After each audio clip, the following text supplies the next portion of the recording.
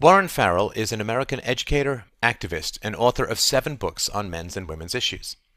He came to prominence in the 1970s as one of the leading male thinkers championing the cause of second-wave feminism and serving on the New York City board of the National Organization of Women, NOW. However, when NOW took policy positions that Farrell regarded as anti-male and anti-father, he continued supporting the expansion of women's options while adding what he felt was missing about boys, men, and fathers. He is now recognized as one of the most important figures in the modern men's movements. His books cover 12 fields: history, law, sociology, and politics, the myth of male power, couples communication, women can't hear what men don't say, and father and child reunion, economic and career issues, why men earned more, child psychology and child custody, father and child reunion, and teenage to adult psychology and socialization, why men are the way they are, and the liberated man. All his books are related to men's and women's studies. Consistent to his books since the early 90s has been a call for a gender transition movement. I'm incredibly pleased to have him on the show. This is Stefan Molyneux from Free Domain Radio. Hi, everybody. It's Stefan Molyneux from Free Domain Radio. I am thrilled, delighted, honored, tickled, pink as a pony, to have Warren Farrell, Dr. Warren Farrell, on the show. He is an activist, thinker, and a truly great writer and a truly great public speaker if you ever get a chance to see him, particularly if you can cut through the fracas at the University of Toronto, which we'll talk about a little later. He's been recommended to me by a number of listeners, one of whom said that the insights that Dr. Farrell brings to the challenges of men's and women's rights are brain-joltingly intense. So I recommend that you watch the interview with a helmet and possibly a crash pad. So thank you so much for taking the time. I'm looking forward to being with you. The brain jauntingly quote that was for me. I'm quite sure. Yeah, well, I like to raise the standards so that you really feel you got something to aim for. Right. Now, the background people can read about, and so I don't want to get too much into the history of where you came from, although it is very interesting. I'll certainly put a reference to it, to the articles that are associated with the videos. But where you stand right now seems to be with a great deal of sympathy for the challenges that men face in terms of longevity, in terms of mental health, in terms of suicidality, in terms of intimacy, vulnerability, all kinds of emotional openness, and so on. I wonder if you could give a sketch as to where you see the major challenges for men and where you see them relative to where women are. Yeah, basically, I feel that there's been a very fundamental mistake made, which is believing that we lived in a patriarchal world, which was ruled by men who created rules that benefited men at the expense of women. And I think that distorts history. And I think what history is about is that, historically speaking, the dominating force was the need to survive, and that men made, and both sexes had made oftentimes the rules in the areas where they took the dominant amount of responsibilities. So very frequently, men often felt that his home was not his castle, but his obligation to pay a mortgage, and he didn't feel so much like the head of the family, even though he was called the head of the family. But he often felt like that he was, he had to, in coal mining areas, he had to take off his shoes in the basement and come into the house. He was the person expected to be drafted in a war, and we often said that that men were in charge, but in fact, if men were in charge and writing rules that benefited them at the expense of women, many things would be different. Men wouldn't send themselves off to die and be killed before women were sent off to die and be killed. The obligation to earning money was not about power and privilege for many men. If a man was a coal miner, he didn't go into mining, doing mining of coal because he wanted more power and privilege. If he drove a cab, it wasn't about driving a cab for 70 hours a week because he wanted to, he felt that was a powerful position. The great majority of men, they worked hard to be able to make their children's lives better than their lives were. And so, and what controlled them was the need to survive. And if they didn't have the means to survive, or they didn't have the possibility of the means to survive, there were very few women who were interested in marrying men, reading Why Men Are the Way They Are in the unemployment lines, if you will. So the both sexes. Now, this didn't mean that women didn't make sacrifices. They too were willing to risk their lives in childbirth for the possibility of having children that the society and their parents and their friends expected them to have if they were women. They didn't get a chance to have the right to make their own decision. So my feeling is that for the most part, with a number of exceptions here and there, that women and men, historically speaking, didn't have rights. They had obligations, they had responsibilities. And if we don't believe this, just ask a grandparent and how they grew up thinking about the world. And both the fathers and the mothers felt that they had responsibilities and obligations to do certain roles. And rights and power. Power is should be redefined. Power is about control over your own life. And historically speaking, neither sex had power. Both sexes had roles, and roles by definition is not control over your life. It is conforming to a role. Yeah, and it sort of struck me that if men had it easy at the expense of women throughout history, it wouldn't really explain why men have had to develop such strong physiques relative to women. Because there are some mammals, of course, where the male and females have similar muscle masses. But if men had it so easy, why on earth did we ever have to become so big and strong relative to women? Well, it's because there was a huge amount of effort that was put in by the man to take care and feed mouths other than his, sometimes, which seem to come in a pretty endless procession. So I think that's sort of one evidence that to support that thesis as well. I think the other big issue too on that is the area of sexuality. If the world was made by men for men's privilege, then women would be sexual all the time without having to marry the woman. Sexual availability would be rife because men are interested in sexual availability, and so keeping sex, historically speaking, keeping sex in short supply until a man married a woman and in essence paid for her for the one act of sex with a lifetime of economic security. That was certainly not a plan created by men for the benefits of men at the expense of women. It was really, to a large degree, created by the needs to survive, because in survival rules, it was important for men to be able to support the children that they created, and therefore supporting children was best done in a contract of something like marriage, which was a stabilizing contract. And that allowed men and women, when they did have children, it allowed the society to have the means to support those children, because if men had sex with women every time they wanted, and a large percentage of those resulted in pregnancies, there'd be children running around that the society couldn't support. And so that society, or that kinship network, would have fallen apart and been destroyed. And so the entire feminist thesis, the good news about feminism is that it has expanded opportunities for women, and women are playing in sports in ways that they didn't when I was growing up, that they feel that the world is their oyster, which was not the case when I grew up. And I think that part of feminism is a blessing that should never be undermined. But the part of feminism that was negative was the part that demonized men and undervalued the family. And those parts have to be corrected. And we have to create not a feminist movement that oftentimes demonizes men, or a counterpart men's movement that would potentially demonize women, but a gender transition movement that helps everybody think through the old stereotyped roles of the past and make transitions into more flexible roles for our future. Now, one of the things you've talked about at length is men being the suicide sex, and the degree to which men's success in the world comes at the expense of emotional vulnerability. That if you're vulnerable as a man, you tend to get kind of shafted in various ways, where if you're vulnerable as a woman, you tend to get supported in many ways. Do you think that lack of emotional expressivity and openness is one of the reasons why men seem to have such grave difficulty with things like divorce and the death of a spouse?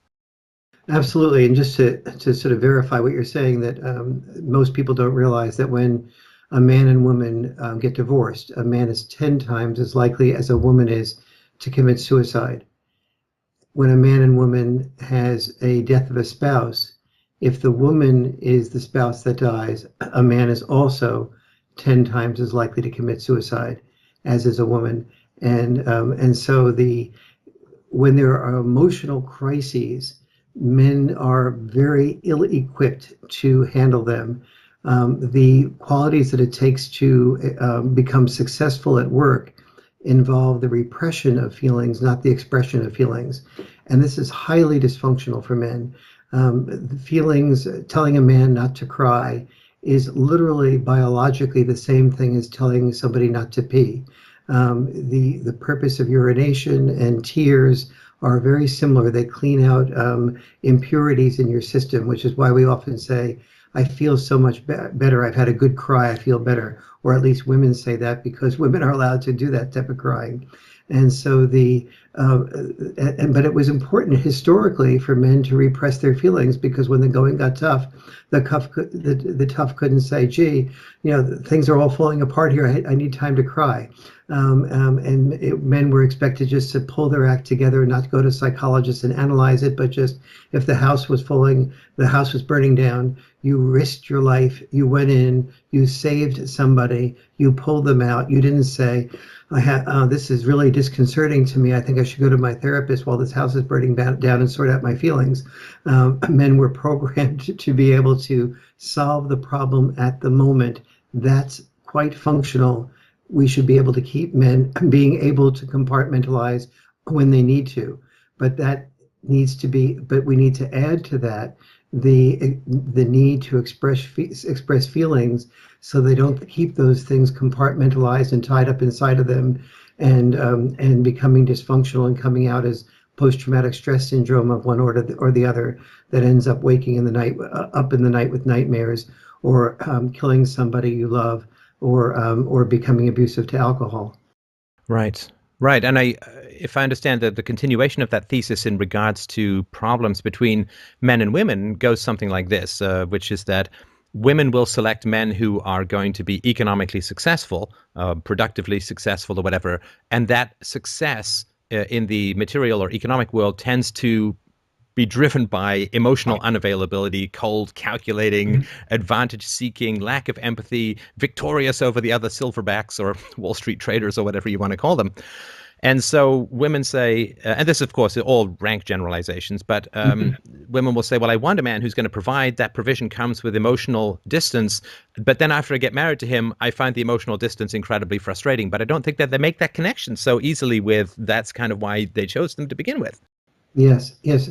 When I did the research for the Myth of Male Power, one of the things I really got in touch with was the degree to which both sexes fall in love with the members of the other sex who are the least capable of loving them.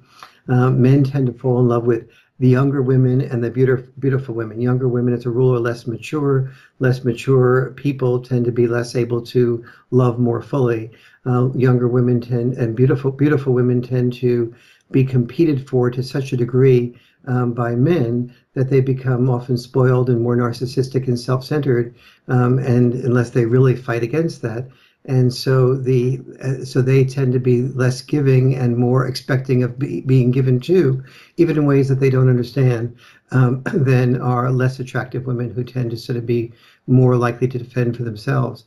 Conversely, women tend to fall in love with men who are quite successful at work, and or have potential. But the process that it takes to become successful at work, really successful at work, is inversely related to the process that it takes to become successful in love. So, for example, if I'm a really good attorney and you and I are debating, I am thinking as you are talking, not about what you say and all the valuable points you're making, but I'm thinking about, what's the first mistake that you're making that I can pounce on? How can I interrupt? How can I cut you off? If you're making good points, how can I distort those points in a way that the opposition will think is credible, and then argue with the distorted version of what you said? And if I do that really well, I'm a good lawyer. If, on the other hand, you're not my opposing attorney, but you are my client and I'm representing you, and there's an opposing attorney out there, and the opposing attorney makes an argument, and I say to you, Stefan, we haven't thought of that argument before. That's really a good point. Excuse me, opposing attorney, sir, or ma'am, can you tell me more about that and explain that even to a greater degree? Because we didn't understand that before. And I really facilitate and work to help that attorney express him or herself even more effectively. I've made a lousy lawyer, but I'm developing characteristics to be a great husband, and a great father.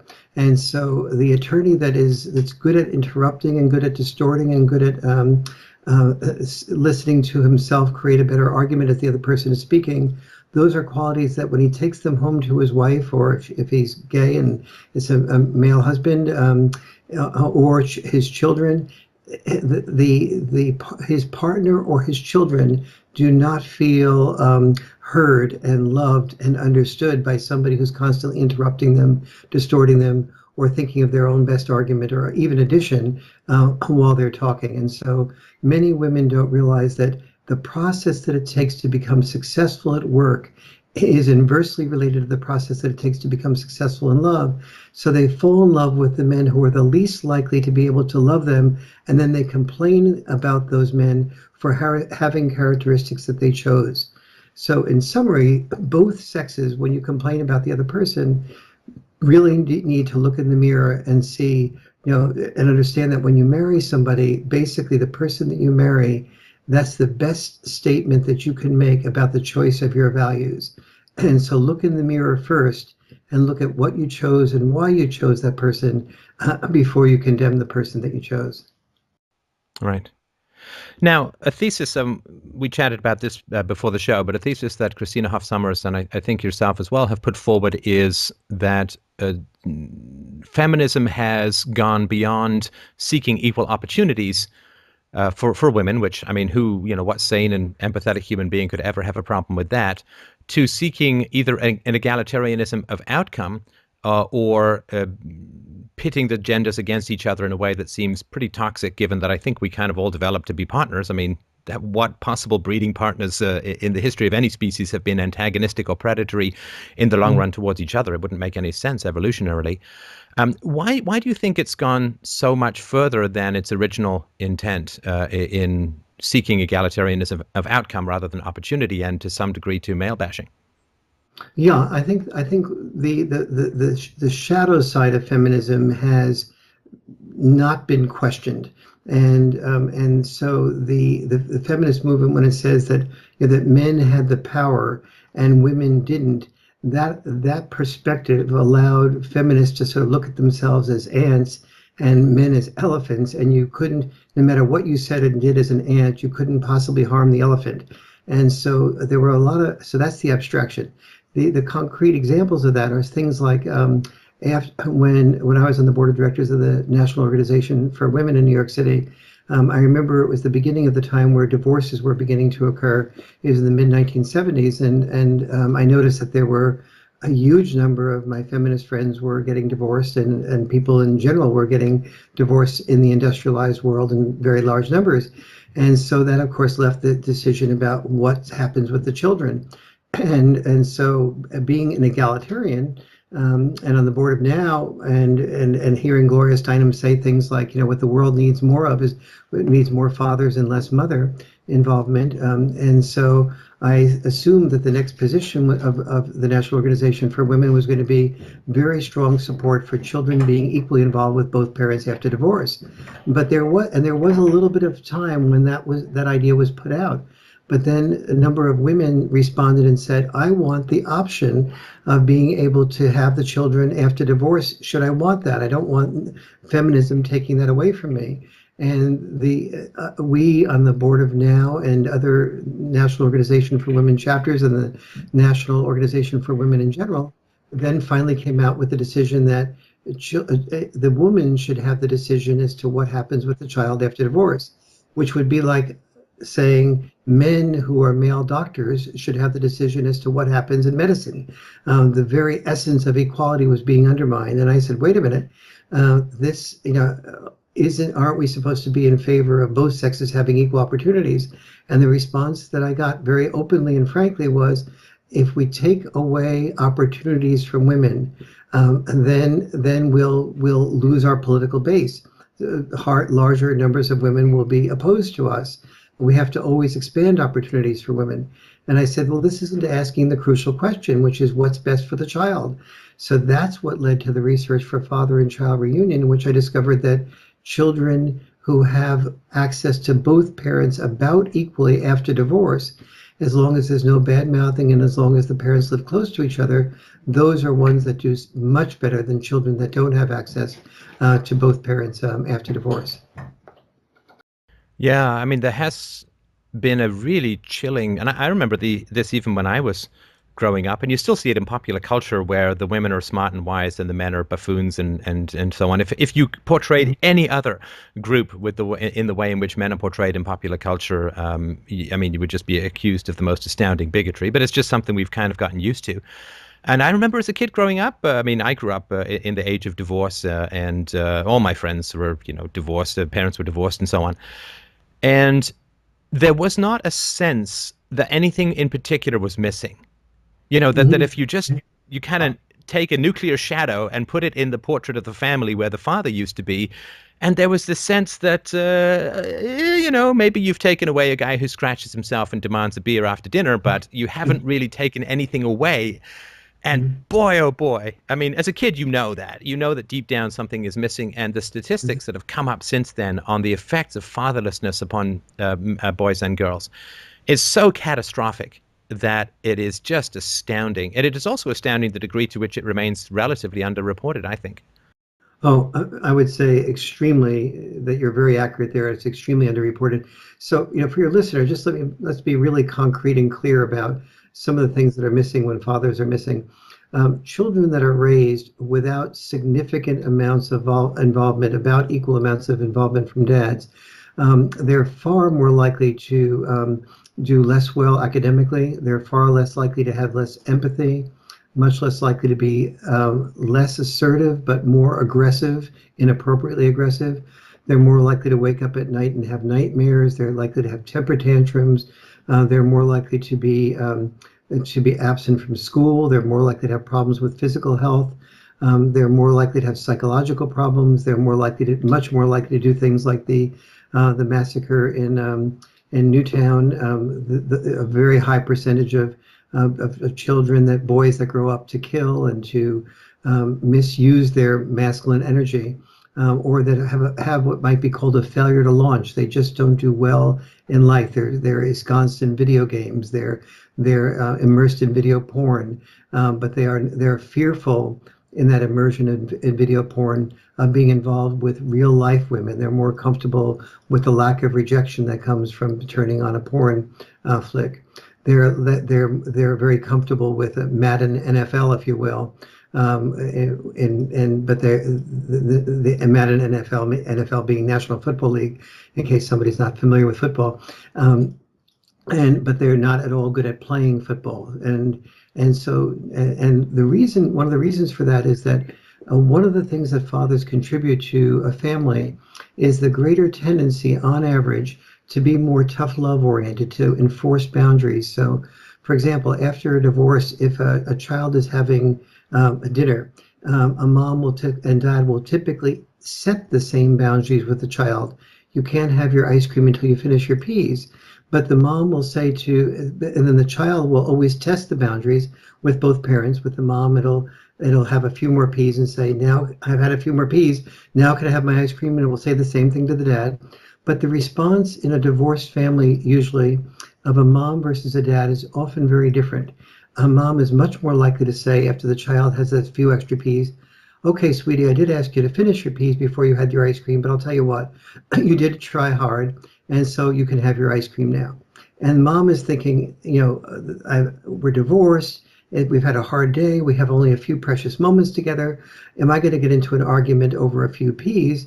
And when in the past she's seen her husband get into an argument over a few peas, she's thought, how insensitive of him.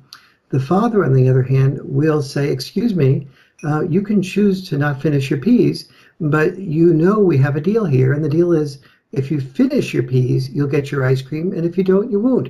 So you make the choice and you take the consequences.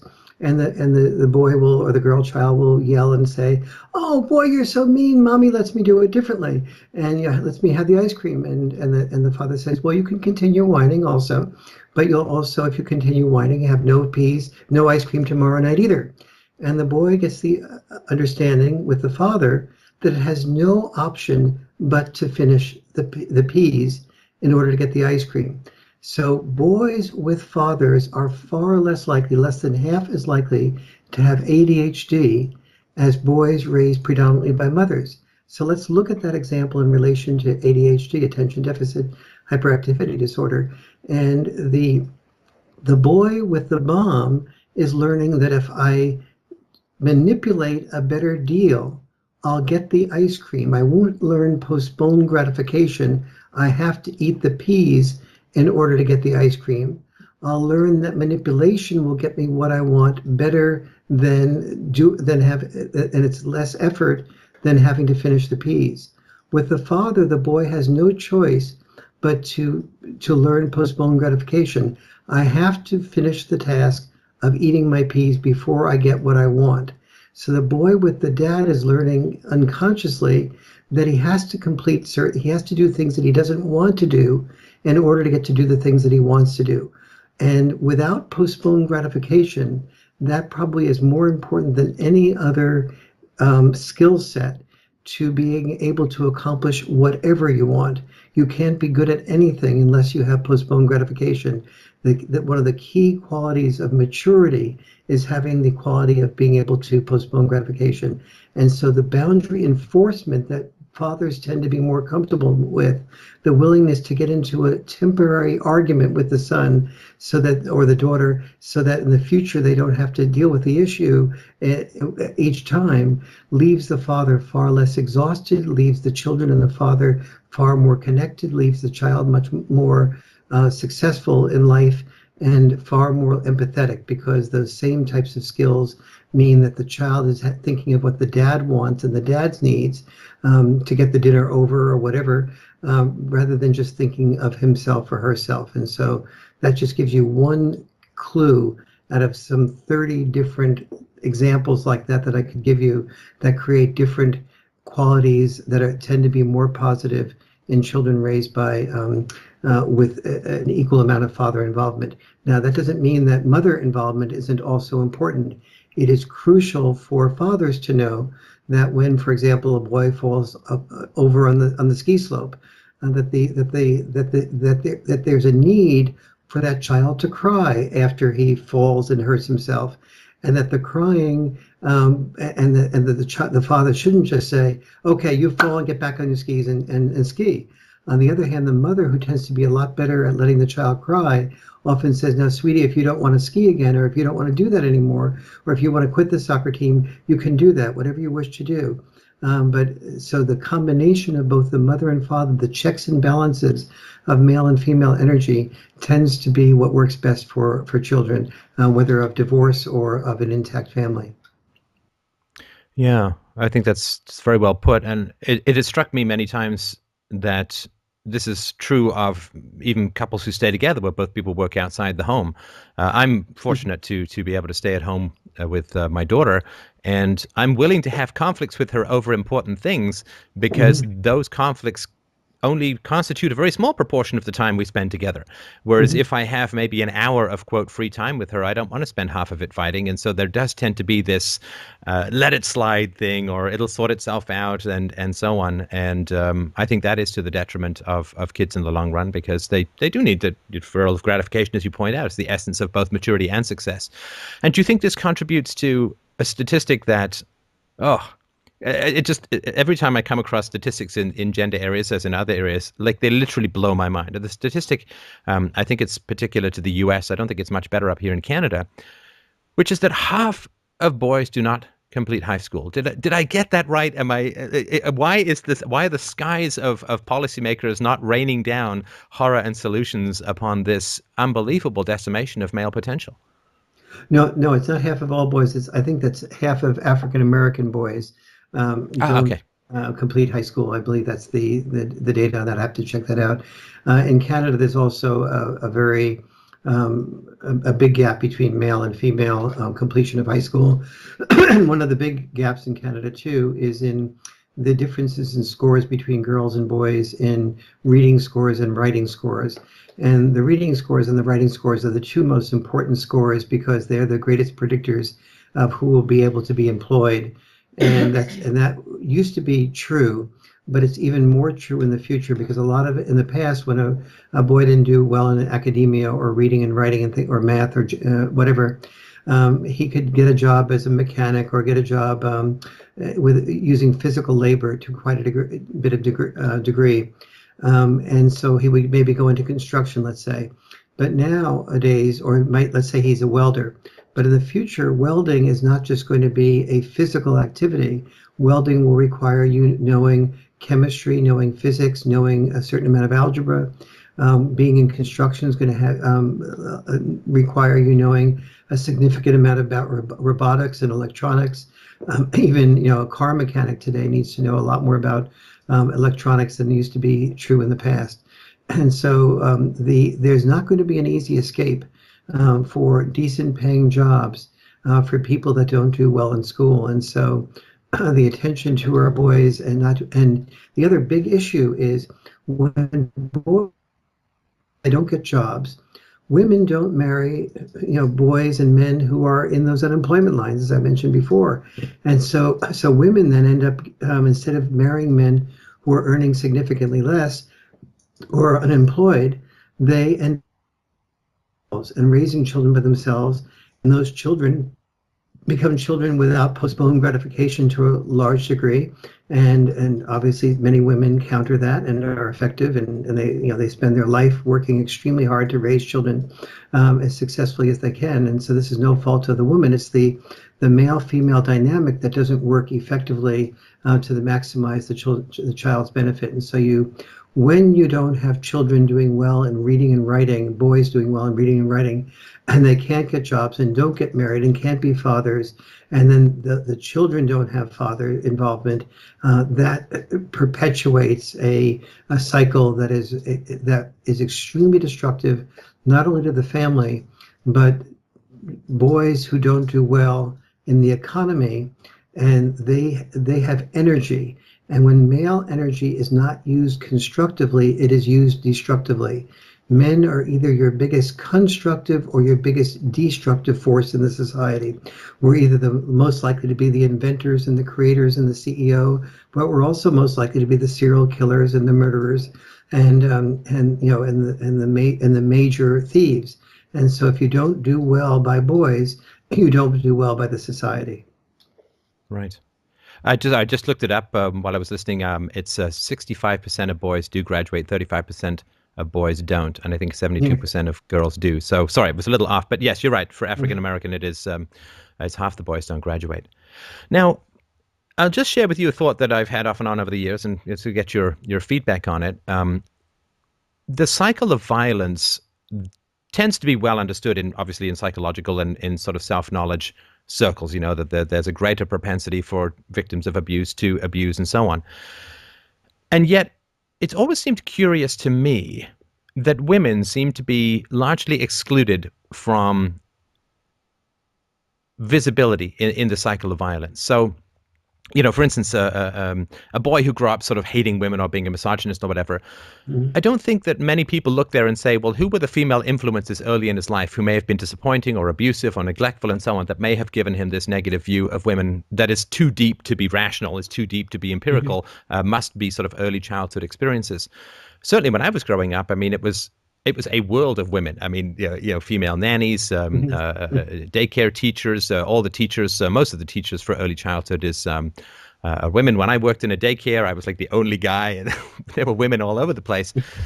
And the degree to which women influence early childhood and the degree to which early childhood influences adult morality, it just seems like, I don't know how to put it without sounding offensive to someone, so I'll just sort of out and say it. It seems that we are not giving women the egalitarian potential to do harm that we accept in men. That women can do evil and men can do evil, and that the women that evil may or may not be doing to kids when they're young, neglect or abuse or whatever, is part of the cycle of violence, but it's not something that we really talk about or discuss very much. What are your thoughts on that?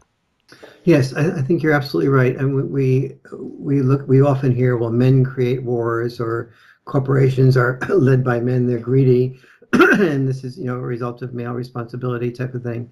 And we're very quick to be able to associate the negative sides of corporations or governments doing war or corruption with those were predominantly positions held by males, and males, as a result of that, we'd have a much better world if we had equal numbers of women in corporations or equal numbers of women in government, is a very common statement.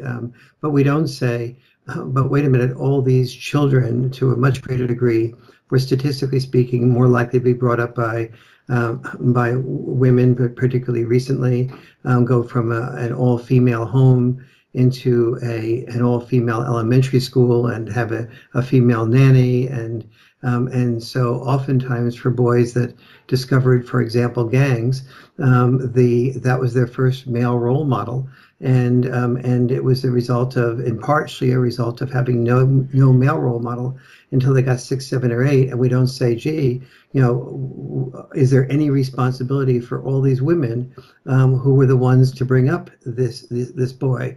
That isn't even on the radar of most people's willingness to ask, and most people that did ask that and tried to apply for a mainstream job while asking that question would be, or making that comment or making that observation, would unbecome a candidate for a mainstream job merely by to put it nicely, mentioning that statement. So you and I are now unbecoming a candidate for a mainstream job, right? Excellent. I've always considered that, like my hero Socrates, a mark of honor rather than of dishonor. It's like being on Richard Nixon's enemy list. Yeah, yay, good for me. And I think it is tragic, and I think it is something that, I mean, I almost feel this visceral resistance among certain politically correct segments of society to look at the mess, the abominable mess that has been created over the past 30, 40, 50 years. I mean, it's a variety of things, of course. I mean, one of the things that tames men's often wild energy, as you point out, we tend to not cluster around the center of the bell curve in terms of moral energies and abilities. We tend to be really good or really bad, really smart or really dumb. And to harness and manage that has taken usually bringing down the wild testosterone horses of male energy with the soft lassos of, matrimony and fatherhood and so on. And since women have tried to go it alone, it hasn't diminished the need for resources within the family. They've just been shifted from individual men to collectivized taxpayers. Now, of course, we have massive subsidies towards single parent households, almost all of whom are headed by women. And so, in a sense, men have okay, we have kids, and now, quote, society as a whole is going to pay for their upkeep and their education and their health care and so on. And it's created a very unstable kind of situation where men tend to have fewer responsibilities. And normally in the past, if you didn't take on your responsibilities, you wouldn't get to have sex, because women would say, well, no, thanks, you're a shiftless bum and I don't want to have anything to do with you. But that's really changed. And I mean, what I think disaster for children as a whole, and for men, of course, and women too. Well, yes, I think it's changed and not changed. The interesting thing is that there's a much greater percentage of boys who have what is called a failure, what I call in the book I'm doing now, Boys to Men, called a failure to launch, and that just don't have their act together, that are listless, that are preoccupied with playing video games, or are satisfied with video porn. And when you ask them, don't you want to do something more? They sort of, half of them says, well, sort of. And the other half says, well, why should I? Because if life is working okay as it is, and perhaps on some unconscious level, there's an unconscious wisdom to this. They look at the people who have launched and, who are, fathers with divorces, or fathers in dead end jobs that make decent money, but they hate the jobs. And, and they say, what is, or fathers that, so they look at a father that's divorced and has lost his children, but is still paying for an ex-wife and the children financially, but is not really having a lovely life or a lovely connection. And they ask themselves, do I really want to go there? Is that, if that's what launching is about, a failure to launch seems fine with me. But this creates enormous amounts of psychological problems for the boy who really, when he does want to be interested in something, he has something, let's say in a community college that he sees as an opportunity, and he just can't finish his homework because he hasn't had that discipline of postponed gratification to even succeed at anything that he might discover that he wishes to succeed at. And that obviously makes him depressed. And so he might get on to Adderall or Ritalin or some type of drug to sort of help him tame his ADHD. But that only creates different problems in the brain that leaves him with another series of problems down the road. And so if we don't deal with the issue of having both mom and dad involved with the family and a dozen other issues, having the school system become more user-friendly to boys, like having more recess time when boys don't have physical activity to integrate with their grades go down. When boys do have physical activity, their grades go up. The amount of time used in physical play up to a certain point actually increases grades for boys. It does not decrease grades for boys. And it does for girls almost to the same degree, but not to the same degree as it does for boys. Girls have a lot more tolerance for being able to sit and take notes and be less fidgety. And vocational education. The school systems have by and large cut back to a great degree vocational schools, whereas in Japan and in Germany, vocational schools are much more integrated into the system. And when people graduate from vocational schools in Japan, more than 98% of them get jobs. And so that's way over what happens for boys when they graduate from school in the United States and in Canada. And so taking away things that are user friendly for boys in schools has been an enormous mistake that we're all paying a price for, and turning the government into a substitute husband to pay for boys and girls being raised without fathers is a very penny wise and pound foolish way to raise children. Yeah, I mean, I think in the US, 40% of children are now born out of wedlock. Would we not call that a failure to defer gratification on the part of the women? Like, just wait till you're married and in a stable relationship, for heaven's sakes, like every generation of women up until the 1970s, until you have. And this failure to launch thing, I mean, I've certainly heard about it, and we talked about it. I've read Dr. Zimbardo's, it's a great book, The Demise of Guys. Sure.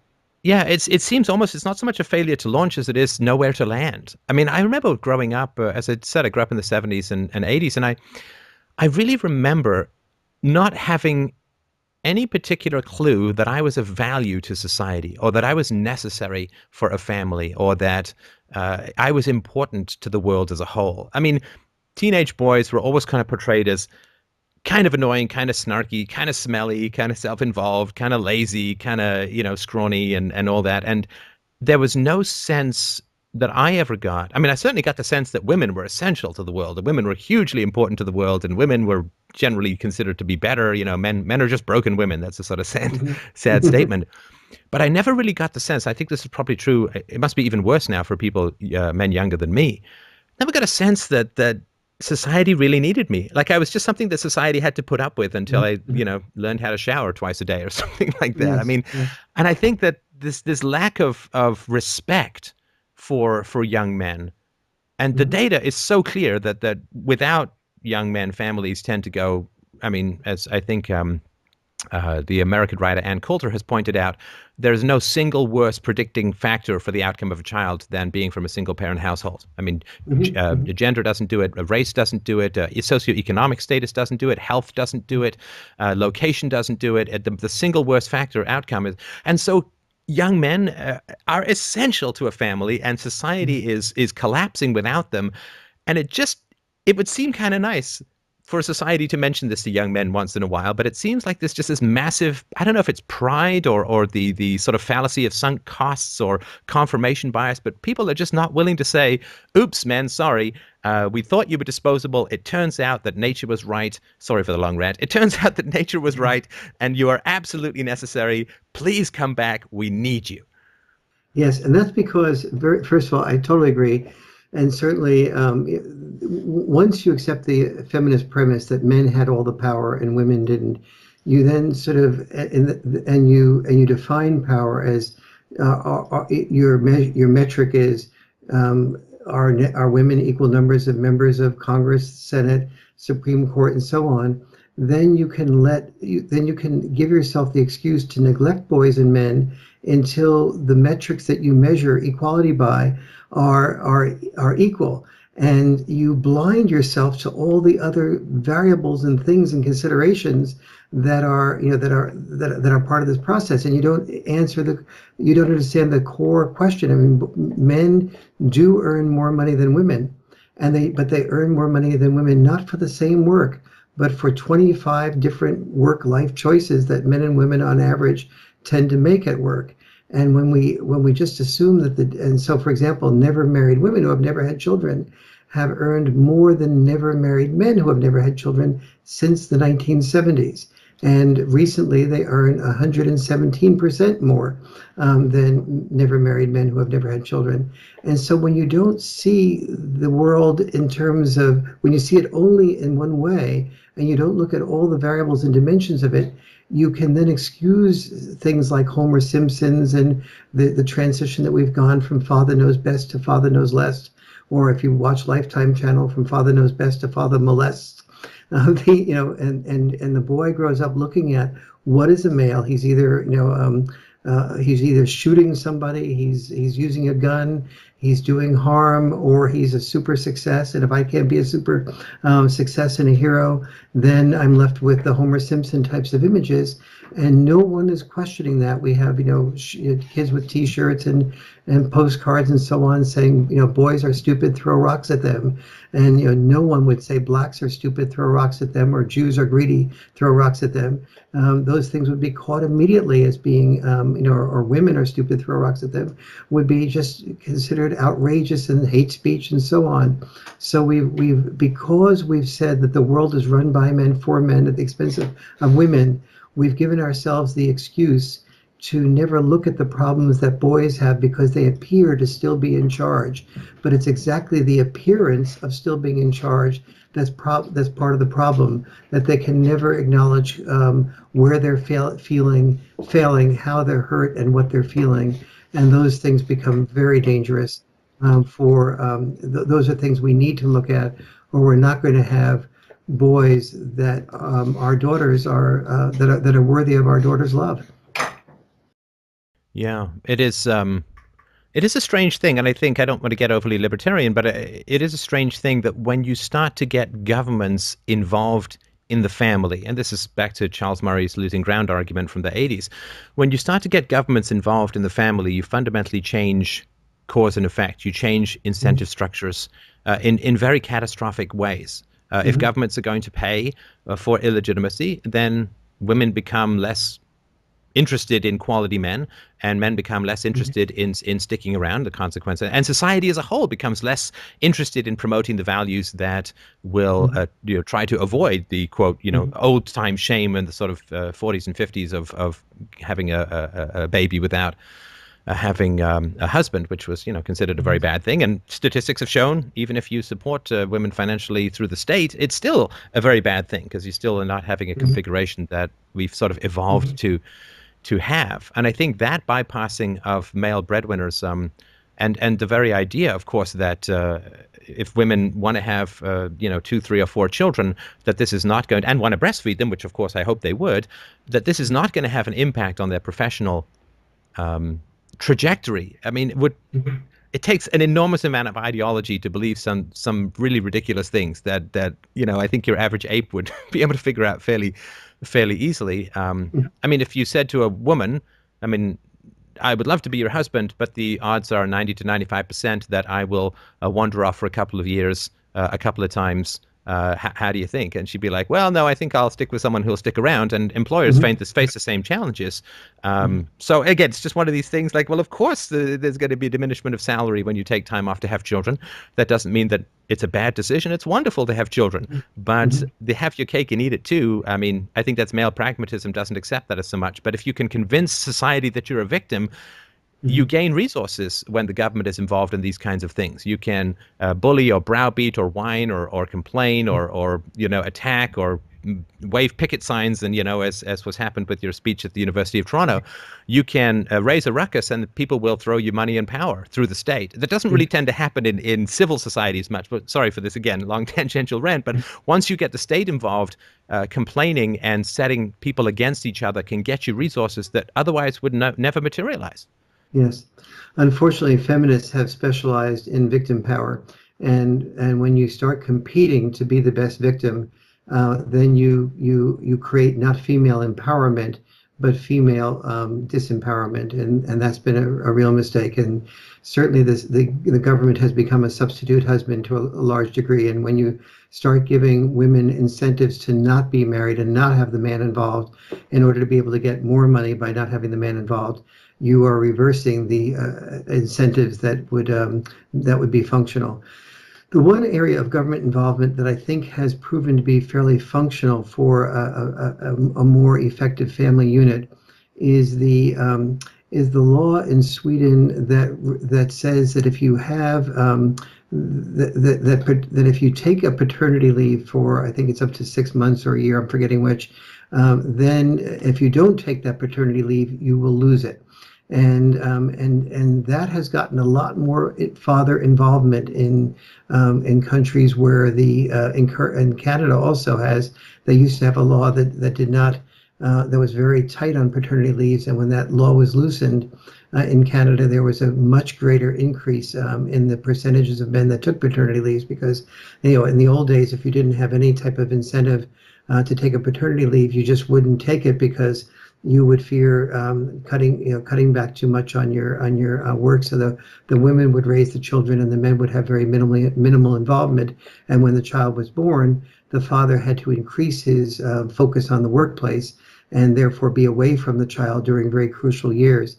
So I think it's very important to not be controlled by either the ideology of the left or the ideology of that, and always look at each individual situation and say, what is there that's, what are not just the immediate consequences. I think many left-wing people tend to sort of say, if there's somebody starving, let's give them a fish, and if they're still starving, let's continue giving them a fish.